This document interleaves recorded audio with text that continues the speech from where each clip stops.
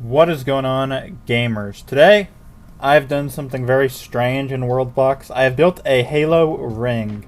Obviously, there's no official map for the Halo ring, so I just tried my best to kind of build a Halo ring myself and try to make the land kind of interesting. I think some animals have already spawned up, which I don't think I even placed any, so I don't know how they got there.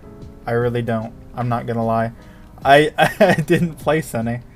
So obviously those are the survivors from the map that I destroyed with water. So yeah, they somehow life found a way. I did put a lot of these acid volcanoes in the middle of the map just to kind of symbolize the Halo ring shooting ability and the overall the energy that it can produce.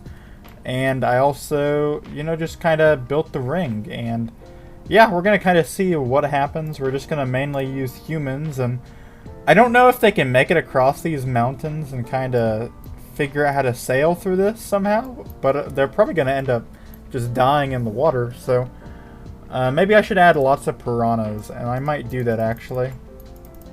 We're just going to add a lot of piranhas in the middle of this, because I don't really want them to travel in the middle of this, I'm not going to lie. So we're just going to kind of add a lot of piranhas, and hopefully that can kind of keep the humans away. Maybe we'll add a couple around the edge. Not a whole lot, just a couple of them. Because I don't really want the humans to cheat. I want this to be like the most realistic ring planet. Like, they have to go straight through the planet.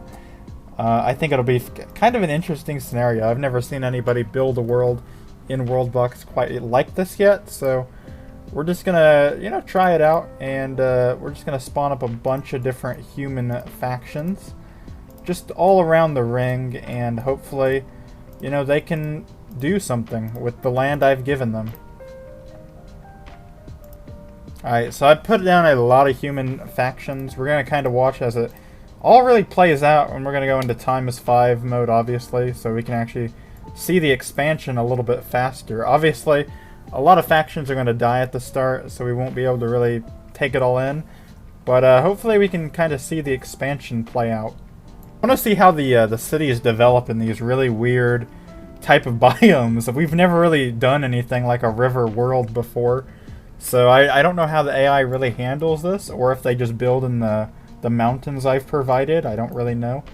It is kind of interesting to see this. I've never really experimented with anything quite as weird and strange as this planet in Worldbox, so I think this has a lot of potential on this map. A lot of places are starting to just straight up collapse. I don't know really what the reasoning behind that is.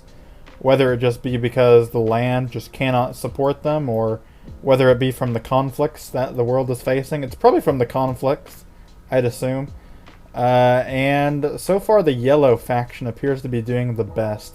Nizovo, the great empire of Nizovo. We might rename some of these after a little bit, but so far, it does look like Nizovo is doing the best.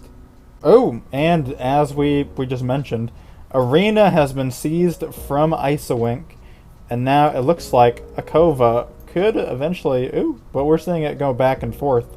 So it is a kind of a violent flurry of attacks occurring in these villages. And yeah, they're just rushing into each other's towns, taking each other over.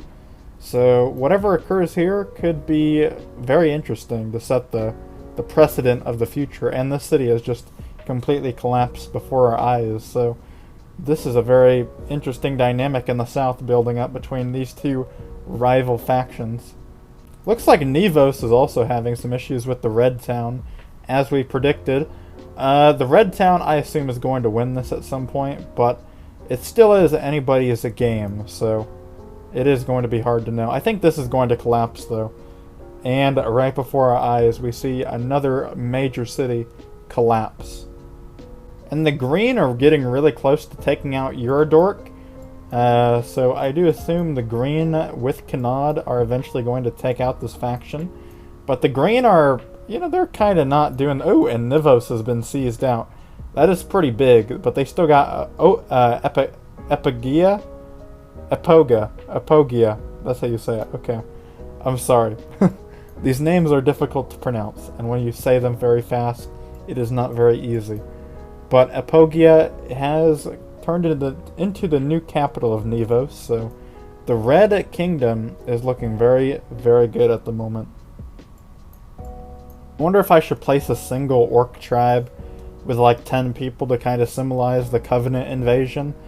We might do that like right here. This will symbolize the invasion of the Covenant, because why not? We'll have like 10 of them spawn up. I don't know what they're going to do here, but we do have the invasion of the Covenant now, so whatever they do, we're going to have to kind of watch it play out. I don't think they're going to make it very far. But Dakad has been settled, the Covenant base. Alright, so I left this game running for literally a whole hour, and the population it's gone up a little bit, not a whole lot. I guess it's at 1,500 now, so I do believe the largest city has been replaced. Icewink is no longer the largest city. I believe currently the largest city is actually Epogia, and Epogia did declare war and a civil war against Redtown, and really just united the same land that Redtown already kind of controlled. So now they're Green Kingdom. Eurodork is really the only nation that survived after an hour, which I don't know how it's possible, but they have formed a fairly unique kingdom, so I will give credit where credit is due. It is a very beautiful kingdom along the ring. The reason I wanted to wait an hour and then come back on this is just because I wanted to see how much they'd actually develop on this ring world. Obviously, there is a lot of limitations to really how powerful they can get. But they did okay. They did a lot. So it is kind of interesting. But yeah, we kind of sped through it all. Redtown is kind of in a declining state. They're not really looking as good as they used to. The beast population has also fallen a little bit.